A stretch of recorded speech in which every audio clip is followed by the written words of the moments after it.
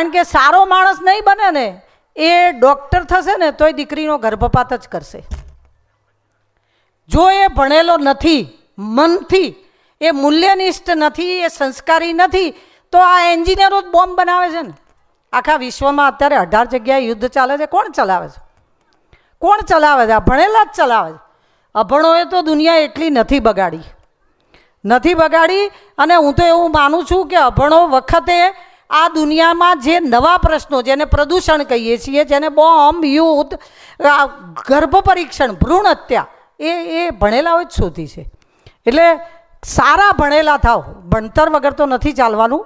પણ મારી એવી, મેં સ્કૂલ ચલાવી છે એટલે હું એ જ કહી શકું. દીકરાઓને એક કહું કે તમારા માવતરના એટલા માટે આભારી રહો કે એક તો પહેલાં તમારા આટલા ટકા આવ્યા છે ને, 97, 98, આટલા તો અમને તાવ આવતા હતા, 99 તો આટલા બધા ટકા લાવો છો ને, એમાં કદાચ મહેનત તમારી છે, પણ એમાં DNA કોના છે? એ બુદ્ધિ કોની આવી?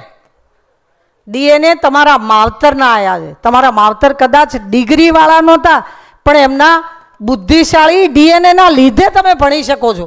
એ બાબતે એમના એહસાનમાં રહેજો. એવા બાપ મેં જોયેલા છે કે જે જ્યાં પગ મૂકવા ના માગતા હોય ને, ત્યાં માથું મૂકીને પૈસા લાવીને તમને ભણાવે છે. જ્યાં પગ મૂકવાની એમની ઈચ્છા ના હોય ત્યાં માથું મૂકવું પડે, એ રીતે માવતર તમને ભણાવે છે. એટલે ક્યારેય એ વાત ભૂલી જઈએ ને તો આપણા જેવું કોઈ ગાંડું જ નથી. 160 કરોડ લોકો આપણા દેશના, ના ગણીએ તો 6 અબજ 7 અબજ લોકો વસ્તીના, એક ફિંગરપ્રિન્ટ બીજા જેવી નથી. તો એક ફિંગરપ્રિન્ટ બીજા જેવી નથી એટલે એક દીકરો બીજા જેવો નથી. આપણે આપણું જ સારું કરવું પડશે.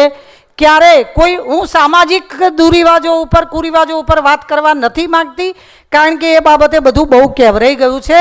અને સમાજમાં બધા જ કુરિવાજો છે એવું પણ નથી. બહુ બધી બાબતોમાં આપણે સારા છીએ. અને આપણે લઘુમંતને આજે વચન આપીએ કે જ્યાં એક જ દીકરીના પૈસા લેવાય છે, એ બાબતે અમે બહુ વહેલા જાગૃત થઈ જઈશું અને બહુ વહેલા અમે એ બાબતે કંઈક સારો નિર્ણય લઈને એ બધી દૂર કરી દઈશું જેની શરમ આવે છે.